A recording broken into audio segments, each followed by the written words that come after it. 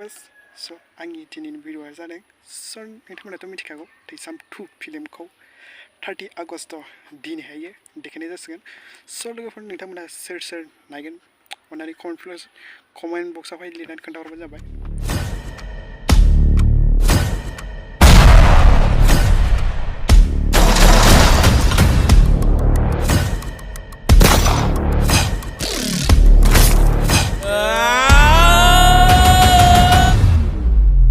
सोर नायनानै मोजां मोनदों आरो अबेनिफ्राय स' अननानै कमेन्ट बक्सआवहाय लिरनानै खोन्थाहरदो। स' होमबा दिनैनि भिडिअ'आ बेखिनियानो आरो नोंथांमोनाथ' मिथिखागौ थैसाम 2 फिल्मखौ बबाव देखायगोन नोंथांमोनाथ' मिथिखायो। सोर मिथिया जोंहा एक्टर रबि नार्जारिनिफ्राय मिथिना लानो फै नायदो। गिबियावनो बयखौबो खुलुमग्रोनाय थाबाय। आंनि मुङा रबि नार्जारि।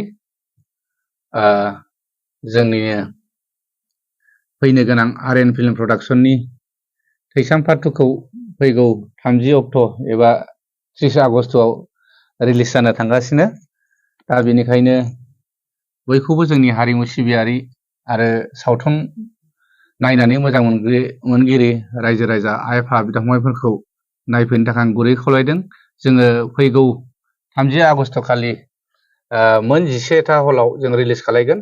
दा बिनि गिबि हलावनो जोङो क'क्राझार गल्ड सिनेमा आरो universal Bongaigaon Rangia gold cinema, गुवाहाटियाव जोङो पिभिआर सिटि सेन्टार आरो सिनिपलेक्स सेन्ट्रेल मल आरो मंगलदै गल्ड सिनेमा, टंलायावहाय जोङो साया सिनेमा हलाव आरो बिदिनो बिश्वनाथ सारियालियाव जोङो पाबै सिनेमा हलाव आरो लखिमपुराव जोङो बिस्व सिनेमा हलाव आरो बिदिनो जोङो गुबुन स्टेटआवहाय अरुणाचल प्रदेश इटानगरावहाय 10Z सिनेमा हलाव दिन्थिगोन आरो लोगोसे जोङो गवालपारा डिस्ट्रिक्टआवबो दुधनाय आम्बिका सिनेमा हलाव दिन्थिगोन। बेनिखायनो गासैबो जोंनि हारिमु सिबियारि बिथांमोन आरो लोगोसे सावथुन नायनानै मोजां मोनगिरि बिथांमोनखौ बै दिनखालि फैनानै लैहोर फैनानै नायफैगोन होननानै आंनिफ्राय गुरैयै खावलायनाय थाबाय। गोजोन्थों। आंनि दिनैनि नैबे भिडिअ बानायनाया बेखिनियावनो दोनथ'नाय जासिगोन। स' नेक्स्ट भिडिअआवहाय नेनानै थाबानो जाबाय। स' बाय बाय।